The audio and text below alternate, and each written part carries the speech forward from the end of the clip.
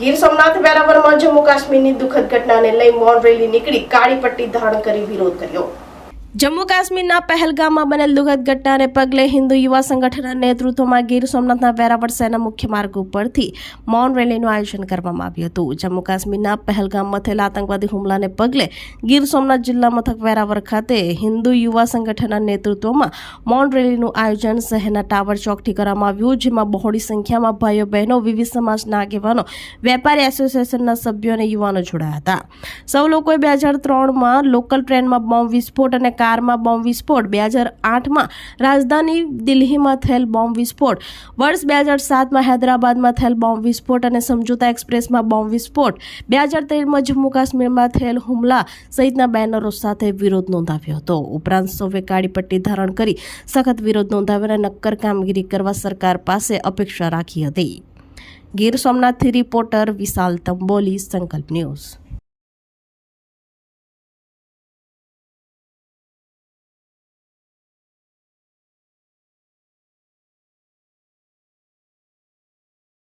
जय श्री राम। हूँ हिंदू नवल भाड़ावाला, हिंदू युवा संगठन भारत कार्यकर्ता।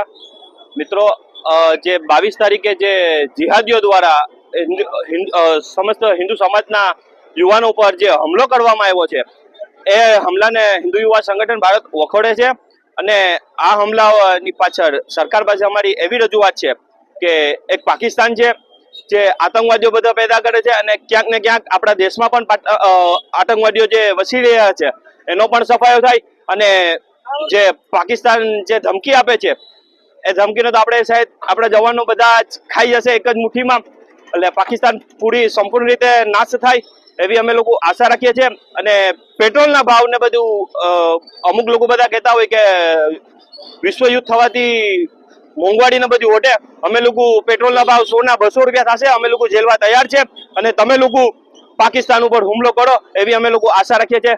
જય શ્રી રામ। આજે વેરાવળ શહેરમાં ટાવર ચોકથી એક મૌન રેલીનું આયોજન કરવામાં આવેલું હતું।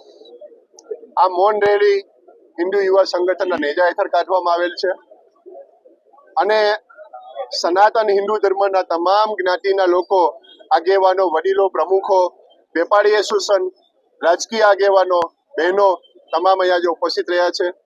ખૂબ વિશાળ સંખ્યામાં આજે મૌન રેલી નીકળી છે, શહેરના માર્ગો પર ફરી છે અને ટાવર ચોકમાં આવી અને પુષ્પાંજલિ અને શ્રદ્ધાંજલિ અર્પિત કરે છે।